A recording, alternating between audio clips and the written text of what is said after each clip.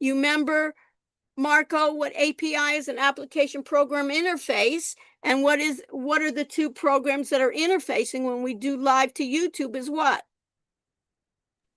Zoom and what? YouTube. They each give each other permission to be able to use it.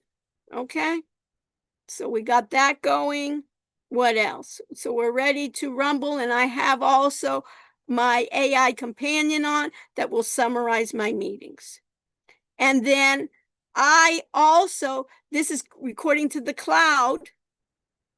I also record to my computer using another program. So in case something happens to the cloud. Okay. So I want to share my screen. I'm going to share my full screen, which is important. You see it. And Ava, do you see the screen? You see my screen? What? Yes. And we know it's Yes, delayed. And we know that we even see in the corner here, it says powered by Zoom and it has the U. Why does it have the U, Ava? How'd this U come about? Because through like the Miami server, like the Who is SS the whatever stuff, owner? Who is the owner of this Zoom? the university. The university. And it allows you to have what? A logo if you want. So you could brand it. It's not later on. That's part of having the enterprise version, that you can create a logo. And why is that good? It's good that if somebody wants to even take my YouTube, they know that it's going to be hard for them to take off that U. You know, they could probably do it, but it's going to be harder for them to do that. Okay. That's number one. Number two, if I go to the contents, what do I always want to do then? Madden is what? I always want to go to look at what's due. And if I look at what's due, I see that I have, today is the 8th, right? So Wednesday, I have the audit assignment being done where it's a group ID. And since it's due on Wednesday, anybody that has done it with their group and put some in, they can definitely look at it again and make it better. Those that you haven't, you know that that's important to get it done on time, and also to basically figure out how to do all these activities. These activities are really useful. Also, software we'll be talking about with the readings and adaptive and the quizzes. And also for next week, I would like you to find out how much RAM and secondary storage your own computer has. Okay? So, we've done that. And then if I look at the audit assignment instructions, we know that it's always here where you have the assignments. I think everybody's clear on that. Stay with me after class if you have any other issues. Otherwise, if you have any problems with the first assignment or the second assignment, you can reach out to Daniel or Isa to help you out on that. So let's think about some things here. We have the PowerPoints here. I'd like to go over today. We talked about information systems, why that's important. We even talked about the idea of policies. We can even think about the enterprise has Zoom, has some issues on that Zoom, gives us our Gmail accounts. You have Gmail, I get Outlook. That's also an issue. And the problem is YouTube wants you to have your personal account. So you always have to realize what's the difference between personal accounts versus the organization account. And then we have hardware. So you can download the hardware and you can see what happens in this case. So if I go to the hardware, this is the beginning of the hardware, and basically this is changing as well.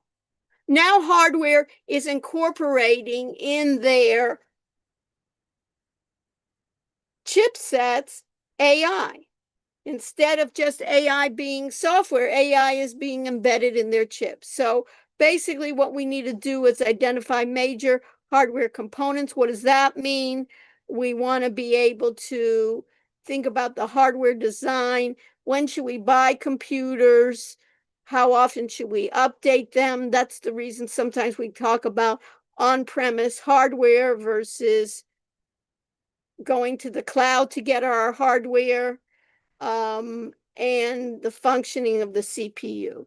So one of the keys here that I think about in computer hardware, what I want to emphasize is for you the central processing unit, primary storage, and secondary storage. Those are the keys that we need to know. And we know also what's important is that we are getting more power and advancements in the hardware. Many times employees they're bringing their own devices. You'll see when we go to the computer lab for our tests. And what do you think about that hardware in the computer lab, Daniel? It's Is not it the up to best. date? No. No. So sometimes even what they end up in the organizations having there is the personal one. Personally, sometimes it's better to bring your own, but sometimes there are restrictions on that. So if I even think about these ideas, is that we have those hardware parts, and what's important, let me just close down here, is this part that I want to talk about today. Is this.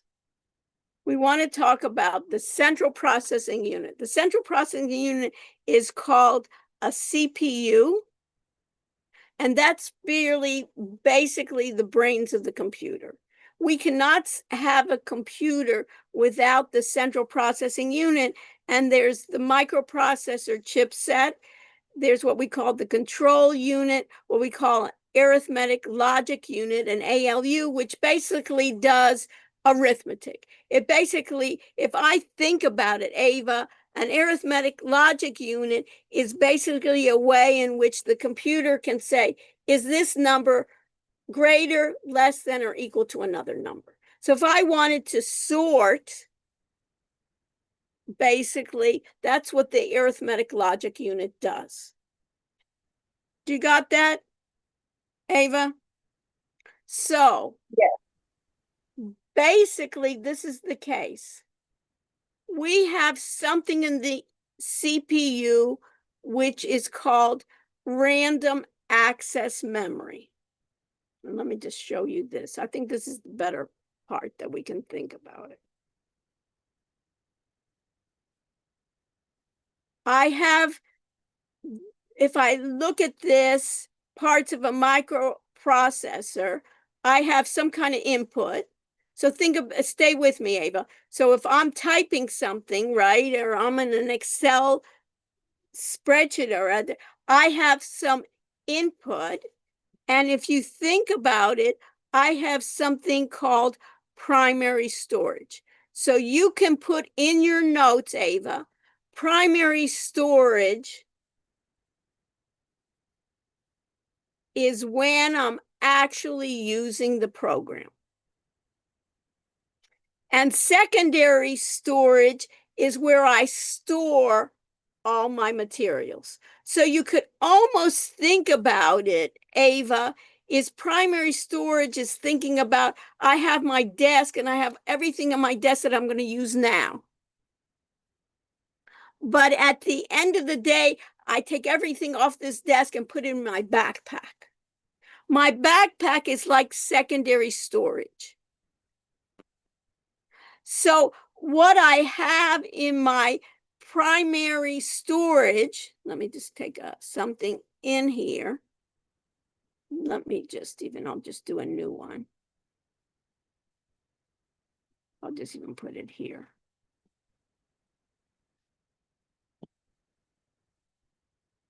In my primary storage,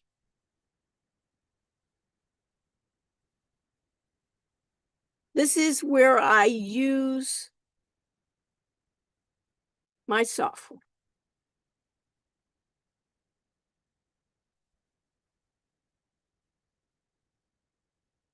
If I have, you've used Excel, right, before? Let's even PowerPoint. Have you used PowerPoint, Ava, before? Yes, no? Yes, I have. Yeah. Basically, it can be stored in the cloud or it can be stored on your hard drive.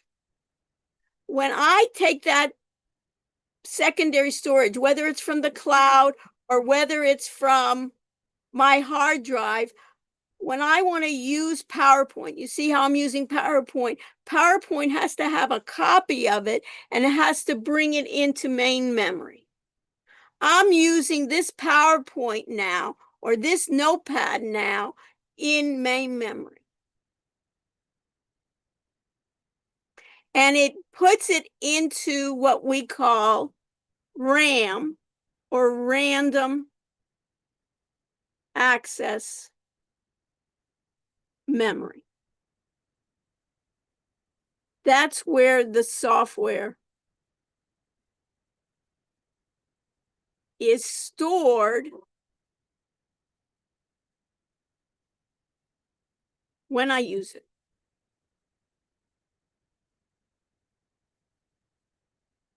If I make a addition to it, sometimes what the software will do is it will save it incrementally.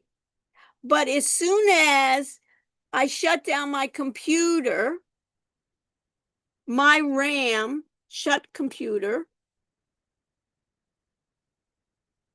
RAM goes away. RAM is empty.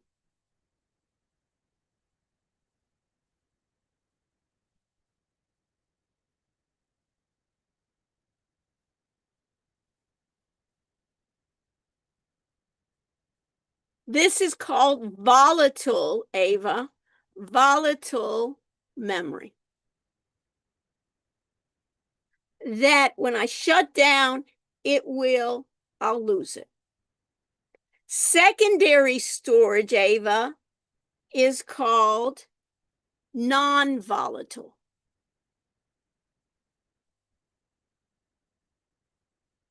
Basically, it keeps the software. So, keeps the file.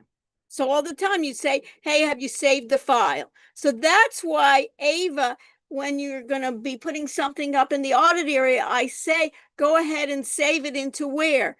Secondary storage somewhere. Save it in the cloud, save it in your hard drive, save it in a memory stick. You decide, but you're going to have to save it. That's called volatile and non-volatile.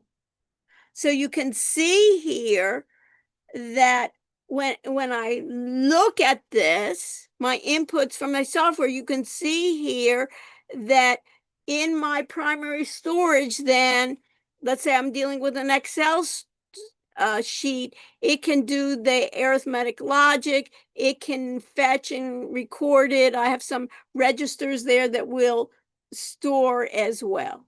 So what becomes important here is the memory capacity. So you have in primary storage and you have secondary storage. What is faster in this case, Madden? Primary storage or secondary storage? Primary? Primary storage is faster. That's why you bring when you bring your work from your secondary storage into primary storage, it will be faster. What's more expensive, primary storage or secondary, Maiden?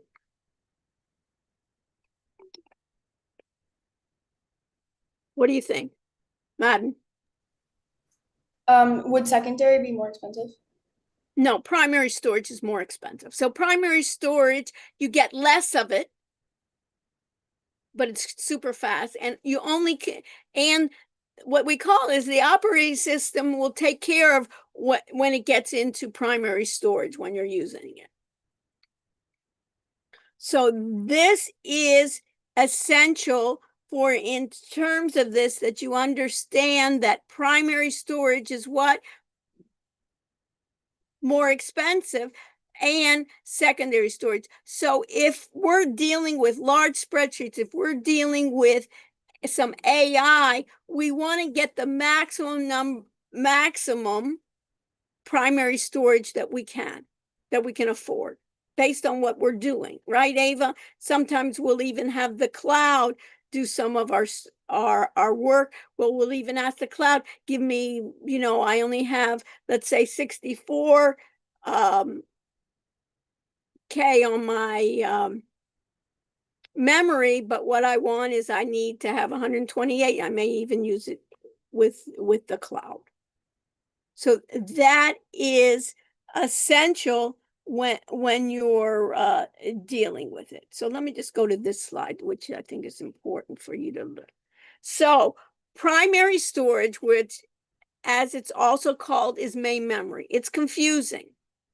And sometimes people will ask you how much memory you have. People get it confused, Ava, with their external storage, or what I call secondary storage. So there's 4 main types of primary storage. One is called registry memory.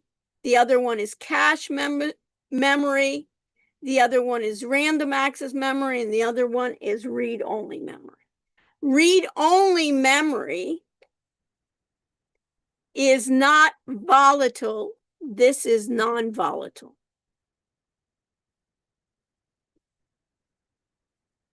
It means that this is produced in the factory. When I get a computer, when you get your Mac, the read-only memory is it basically is inscribed where you means that you cannot delete it.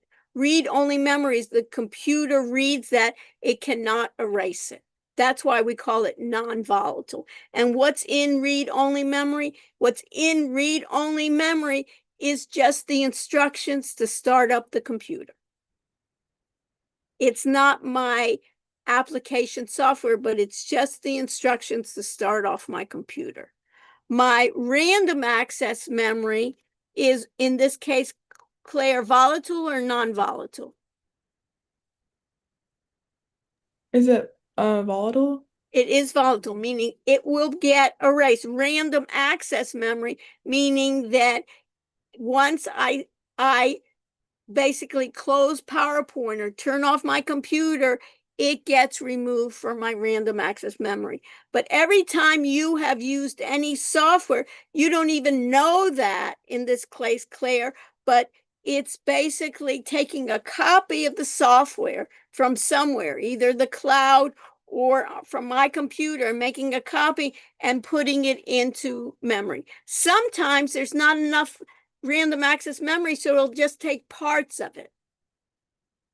And then I have cache memory, that things that I repeatedly use sometimes gets put into cache memory. I don't put it in, the operating system puts that in. So if you've ever sometimes typed something and searching for something and you'll see it popping up, it will kind of predict what you're doing. That a lot of times is put into cache memory. And small bits for expedience is put into registry memory. So this is going to be important for you to see. And then secondary storage is what we call external storage. The secondary storage is external to what? My main storage. And that could be solid state drives. It could be my optical storage. It could be my thumb drives. So if I look at this slide here, you can see here that this says semiconductor or primary memory, which is right here, the read-only memory, the RAM, the cache, and the register. And then the second part is my secondary storage. My programs can be stored here. My files can be stored here. But when I actually use the program, just even this simple thing like using PowerPoint, I'm using it where? In RAM. Do you understand that, Claire? So what is important? Who cares? You care when you are supervising a number of people and you're saying, hey, we're going to do heavy duty, intensive work, that you want to maximize the RAM. Or you have large programs and large storage, you want to maximize any type of external storage you have.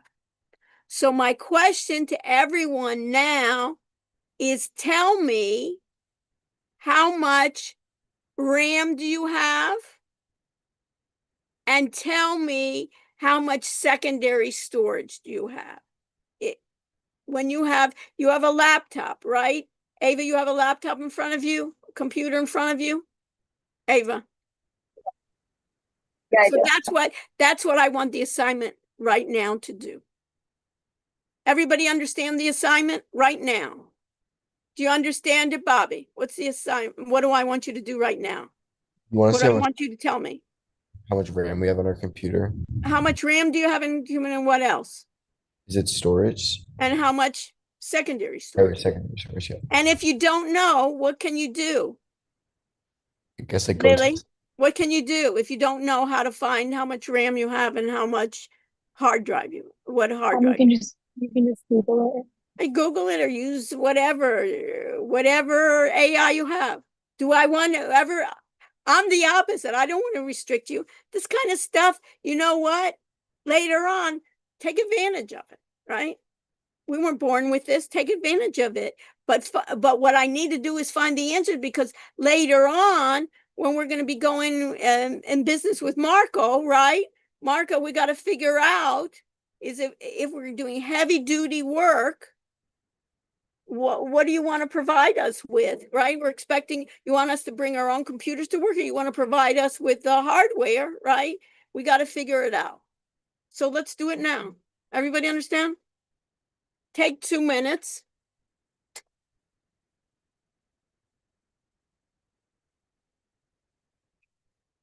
And figure out, right, George, is how much RAM do you have? And how much a hard drive you have, right?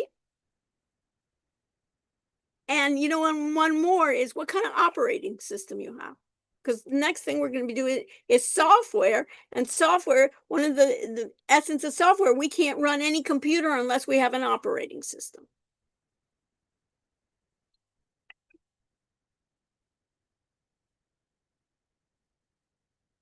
So Ashley, did you find it? Yep, I did.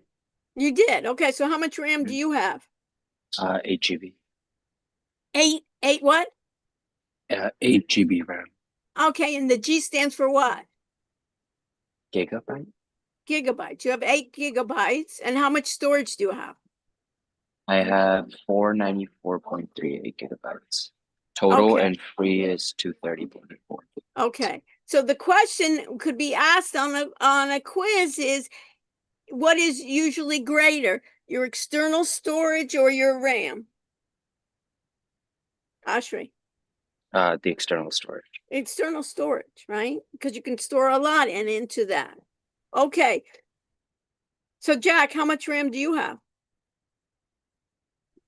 I have 16 gigabytes. 16 gigabytes, right? Okay, and how big is your storage? 494 gigabytes. 494 gigabytes. You see that there's a difference? Who has more than 16 gigabytes? Raise your hand. Okay, Anthony, what do you have? I have 32 You have 32 what? gigabytes Of what? of installed RAM. Right, of RAM, right? So you basically have double what some of the other ones, and definitely we had somebody with 8 gigabytes, right? And who cares? What is your major, Anthony? Business finance. Business finance. So let's say we were going to be using some writing some algorithms for trading, right? And even have AI help us. Do you think we want to have more or less RAM to basically start doing those algorithms? Of course, more, right? So basically, if you were going to start some kind of hedge fund, you definitely wouldn't want to do it. It'd be impossible to do it on 8 gig.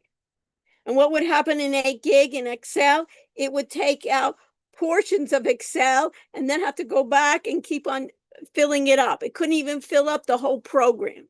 And sometimes some of the software would just say, what? You need a minimum of 64 gigabyte in order to basically even use the program.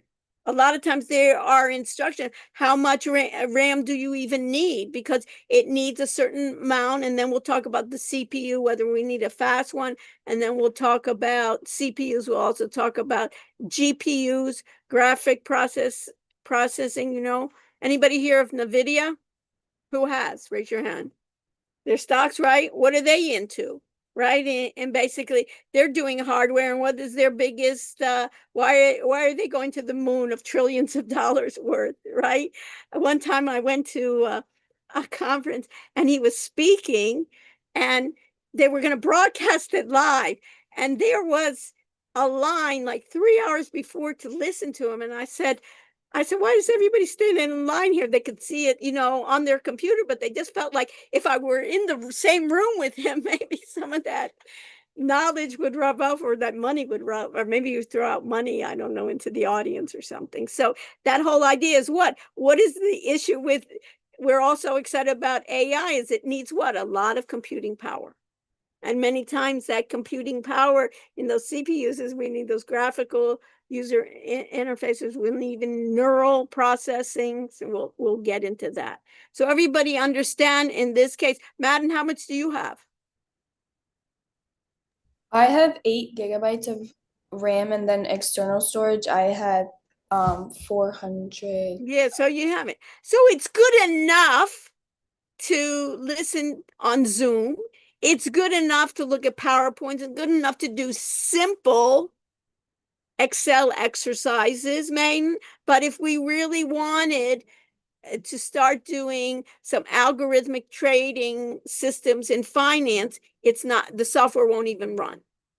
And sometimes what we'll then do is we'll go to somebody like Amazon, and you can almost think about it, we'll rent computers there and say, you know what, I need 128 first, basically in RAM to even start it. And my hard drive, I need at least, 2 terabytes.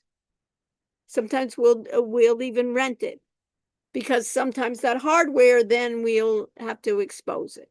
Or what they're having to do now is a lot of people say, you know what, we're doing such important work. I don't want Amazon. I don't even trust Amazon or OpenAI, or Microsoft to hold it. I may want to do things what they call on premise, and I want to do it in my server unit or something like that. So it's now changing. Everything was going to the cloud before. Now there's a little bit of drift, Daniel, where people are saying, hey, I want to do on premise. So a lot of people are doing it. Some things are impossible. So they're going to do what they call cluster computing, where they're saying, or well, having a number of computers, we're going to swarm them together and act like one task. So what do? Let's say we have 40 computers here. All 40 in clustering will be put together to do one task. Sometimes they'll do that in order to be able to work that out. Any questions? Okay, so let me share again here. So I'm sharing here.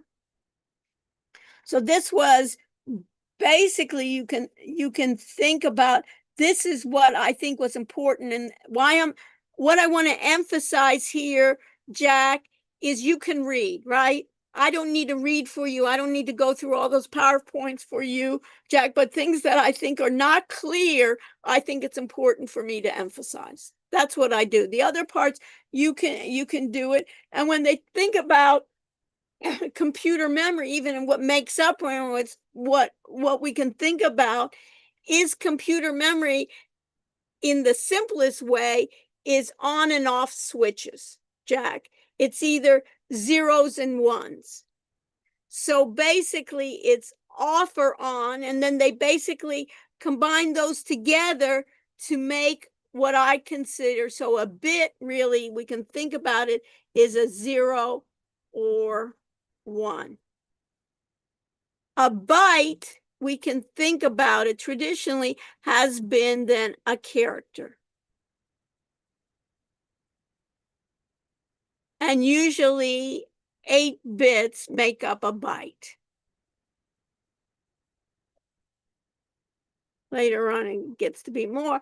And if I would then Jack look, and just as Jack, I could say that Jack for the computer is 4 bytes, right? JACK is 4 bytes. And then I have kilobytes, I have megabytes, I have gigabytes. And notice that you were telling me in what is the aspect of it. Then I have terabytes, petabytes, and you can look that up of what that means.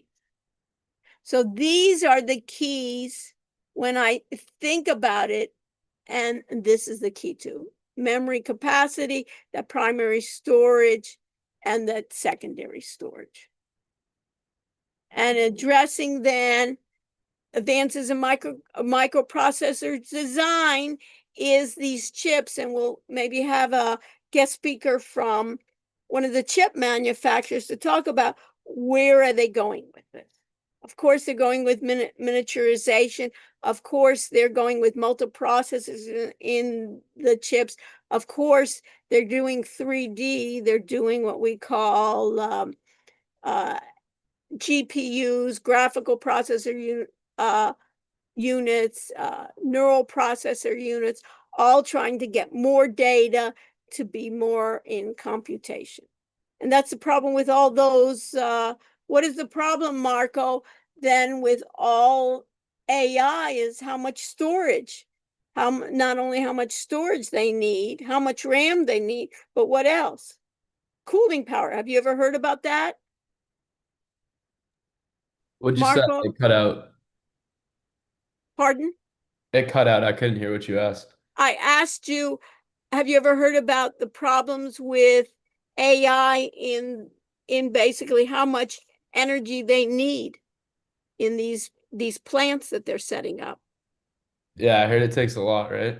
Yeah, it's a humongous number of plants. And when we think about the environment, right, they're even thinking about nuclear, how much, they're going to these small rural communities, and all of a sudden the communities are saying, hey, I'm going to get all this, plants here. What are we going to get out of it? And what are the damages to that?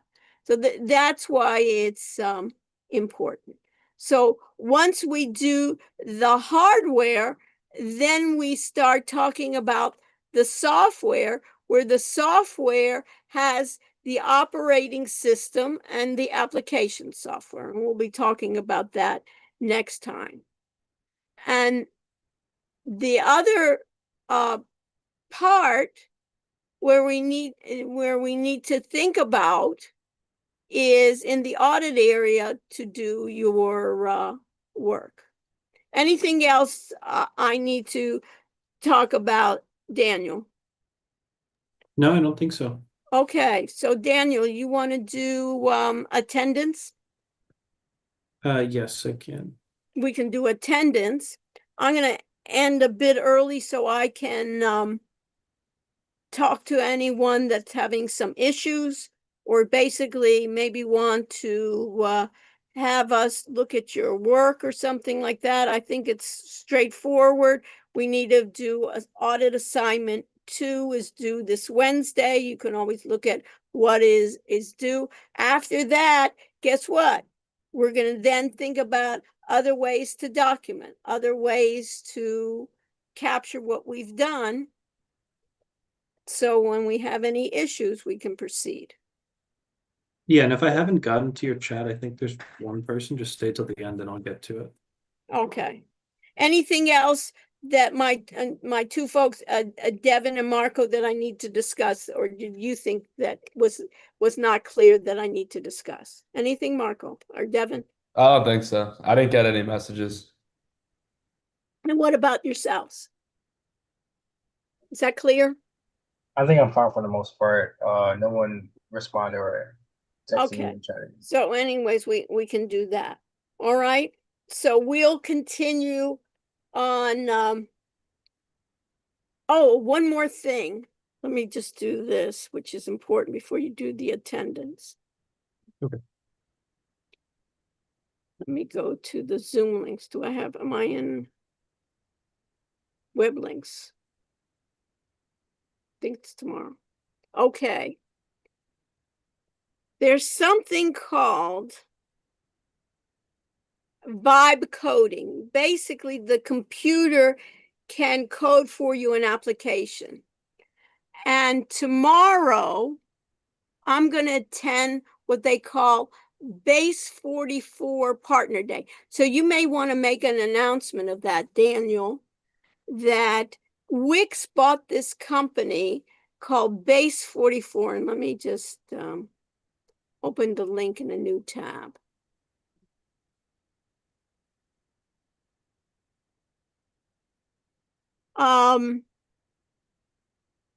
There should be another, we should find it, Daniel, and we'll put this link because this link is just about me. But basically, tomorrow I'm going to go. It's not required, but we'll find this. It's good that we check this, Daniel, is Base 44, the university partner. Did I send you that link, Daniel? You can check and then we can send out If a you sent note it, it's in every week. there. And it basically is tomorrow. No, it's not tomorrow. It's on the 10th. It's on Wednesday, right? And basically, there'll be a 1-hour virtual event exploring how Base 44 is transforming education. And we'll hear from faculty, students, and higher ed leaders using Base 44 this fall. We'll see live demos of the new tools and take part in a fireside chat on innovation and curriculum events and career readiness. Okay, so I'm going to go to it. If you'd like, I'll share with you the link because here it has myself here. So we'll figure out another link for this meeting. And anyone that wants to, and I'll try to record it as well. And they'll probably have a recording, and we'll have a representative from Wix. She's going to be coming to tell us about this product, Base 44. And we'll see whether it's good or what it can do for us. So it basically, do you understand that, Devin? It's a product that can write software for us, write apps for us, rather than knowing coding. They just bought it a few months ago. So what we can do is, I have no fiduciary interest in Devin, and we can evaluate it, whether we want to incorporate it maybe into our project work. I'm going to go and then we'll find out. Daniel, we can put that on our notes since it's on Wednesday. Maybe tomorrow we can send that out. Today or tomorrow we can send it out to all the students if they want to participate. It is just getting your feedback on. Okay. So do we have in the chat, do we have the attendance? I like you when you share it. I like to see that you do it. Yep. Somehow I like the physical. So we're going to check in, start checking. And it's 25:22. After you checked in, if you don't have any other questions, stay safe. It's thundering lightning. Make sure you have an umbrella. Stay dry. And did you put it in once or 3 times, Dan? And then Many times. Many times. Good. I always like that. And again, thanks to my Marco and Devin for being my moderators today, and for the rest of you participating with me. I have a question. Sure, Lily. This is just about the first in-person exam. I think you said it's on October 8th, right? Regardless, I was just wondering if it's going to be structured like based off your lectures or textbook information, and then also if we're going to give us like a practice exam so we could just see the types of questions. Okay, does everybody have her audio kind of garbled a Sorry, little I'm bit? at like I that heard what she campus. means. I got what it means. What's a test going to be like? It's going to be two parts. Part of it's going to be like the quizzes from the textbook, and the other part is going to be open-ended on things like what we do on Zoom and all the other ones. But the advantage is, Lily, is I'm going to give you, let's say I choose 2 questions, I'll give you like 6 questions ahead of time, and I'll choose 2 from them. So you'll know ahead of time, because there could be so much, right? It's like impossible for you to study what could be open-ended. So you'll have the open-ended, you'll have the question, you'll have, let's say 6 questions, I'll choose 2 of those. So if you study for all those 6, you'll be able to answer it, and it will be in the lab where you'll be typing your answers. And Okay, got it. and then the other part, the multiple choice, will give you a study guide of which Okay. concepts you need And then to is that going to be like a bake from the quiz questions or no? Is that going to be what? Like a bake from the quiz questions from the textbook? Did you understand, Daniel or Issa? Yeah, some of the questions could be similar, but it's not like they're going to be from the quizzes. But they'll be It's similar. generally There'll be all, similar yeah. topics from the quiz. I would study, if I were you, I would study the quiz questions, and they would be around those same areas. Right, Maybe. thank you. If you were able to do well on the quiz after reading the chapter, then you should be fine on the exam as well. All right, thank you. Have a nice day. I appreciate, Lily, your work and also your interest in doing well. Thank Ahead you. of time rather than afterwards. Oh, I wish I Yeah. knew. Good. Thank Okay. Bobby, what's up? So, like, I submitted the assignment and everything. Hold on, and- let me just turn off my recordings. People don't, I think that was good for Lily was asking, because everybody wants to know, what's going to be on the test.